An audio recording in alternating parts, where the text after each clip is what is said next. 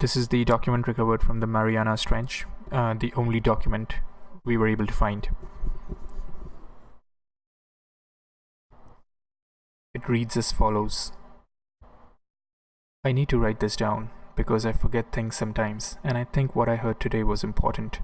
Not to me, the time for me or almost anyone else alive on Earth today to make a difference has passed, but someone somewhere might be able to make something of this, or at least find it helpful, or something. Once I'm done, I'm going to seal it up in a pipe, coat it in wax, and chuck it into the ravine. Maybe someday someone will read this and try to put things together, if they're allowed to. I'd love to start at the beginning, but I'm honestly not sure when the world started to end. It could have been years and years before the final bits, or it could have been all at once. Everything was so grim. What with warmer air, cooler seas, too little gas, and too many people, things could have been unraveling for ages before things bubbled up to the public eye. What I and others remember most was when the Disney magic sank. It was then, I think, that most people started to think that things might be worse than they seemed. The Disney Magic was a big cruise ship, one of those liner jobs that tools around islands and stuff. One day the news was all screaming about how it suddenly just went down when it was trying to put into port. The weird thing about it was how there was no video of it for a long time. Some still pictures of it floating, but none of it actually going down. Then somehow a tape showed up and the news started playing it. I have to imagine they didn't review it first. The ship was puffing along, strong and fast, little boats bobbing around it, looking like every vacation lover's dream, when suddenly it stopped. I mean stopped, just a dead halt, like it had just slammed into a mountain. You could see people go lurching forward all over the deck, a bunch of junk fall off the sides, a real mess. It's all still for a few seconds, then suddenly there's this foaming behind the ship.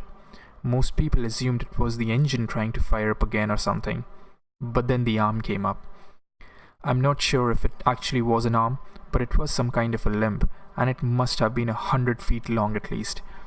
It reached up along the side of the boat and just ripped it open. I mean unzipped it like a coat, and you could see all the people inside screaming and running. It was awful. Then you saw something lurch up, a big spiny shape pushing against the gap, showing in. Then there was an explosion on its back, and the camera whipped up to show a couple of jets whizzing by. Then it ended. I remember just sitting there, stunned, looking at the TV, barely noticing the president coming on to declare a state of emergency. I think it was 2 or 3 days later when the TV went under full government control, but it may have been a week, I'm not sure. Internet got clamped later, but soon all you could hear, read, or see was remain calm, everything is under control. The oddest thing was that life really didn't change much for a while. Bills still came, still had to work, go to school, all that. Just a lot more scared faces and a lot more weird talk. Pretty soon we were getting told that whole towns were being evacuated, that there was a plague or a riot or a terrorist bomb or some other nightmare. My brother down south said they got moved because of a huge wildfire. The weird thing was, he said, that the fire moved oddly, seemed to shoot right for gas or brush, and didn't travel evenly. That after a while, he swore he saw what looked like a 20-foot-tall man of fire walking and eating everything. The call got dropped right after he said that. I haven't talked to him since. So things got worse, little by little. People kept being moved and there was no real way to communicate with each other anymore that was really reliable.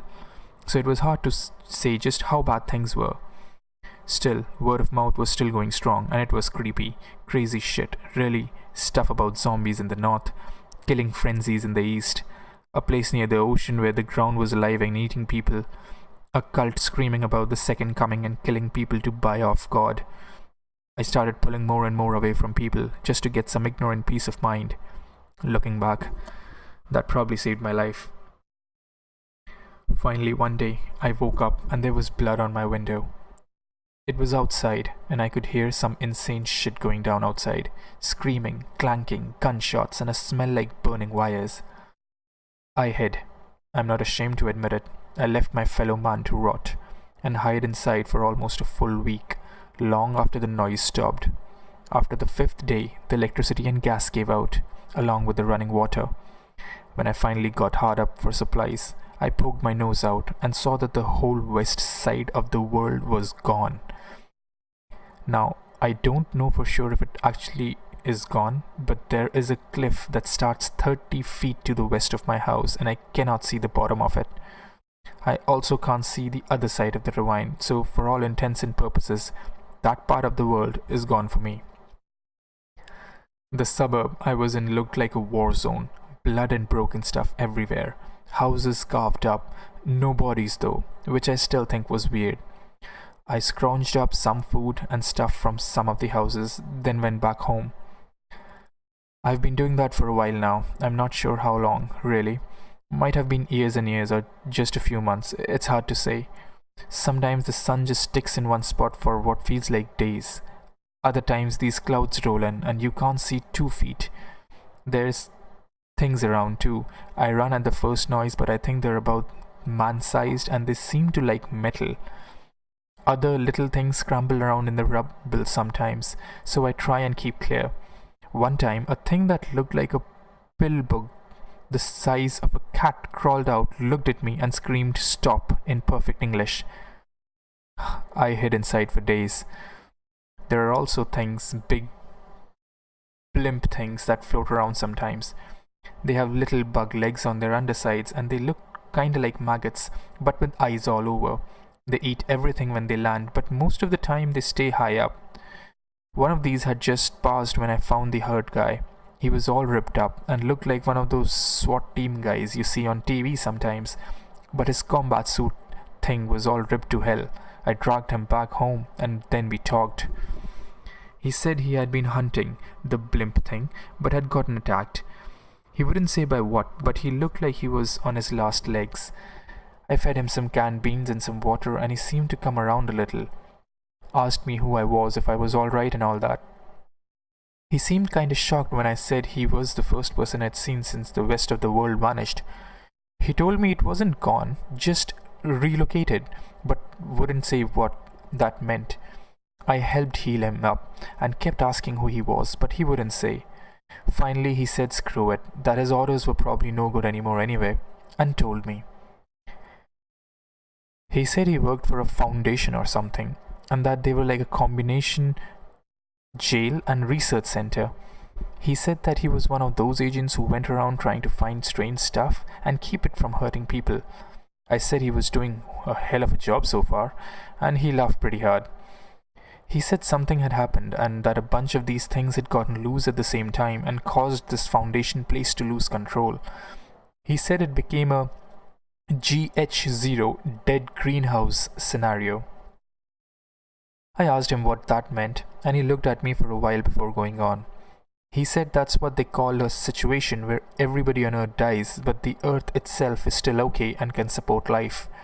I asked what did that matter if everybody's dead, and he smiled strangely. I asked him if anyone else on Earth was still alive, and he said yes, but carefully spread out and contained. After that, I just sort of sat and digested things for a bit, and the man started stretching and checking his guts. He was starting to pull his boots on when I asked what happens now. He said that they have to reboot things.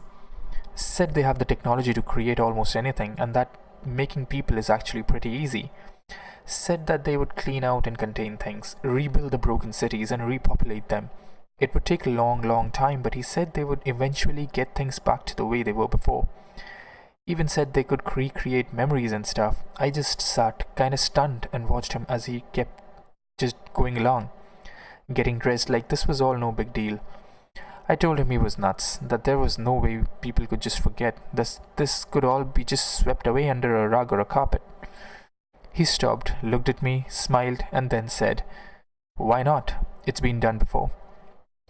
I don't know if that man was crazy or not, but I think he was sane. As he was leaving, he said something about putting my house under water. Please, don't let them brush me away. Don't let them hide us. Try and find more. I know there's got to be more people who tried to leave something behind. Don't let the world die in vain. Remember us.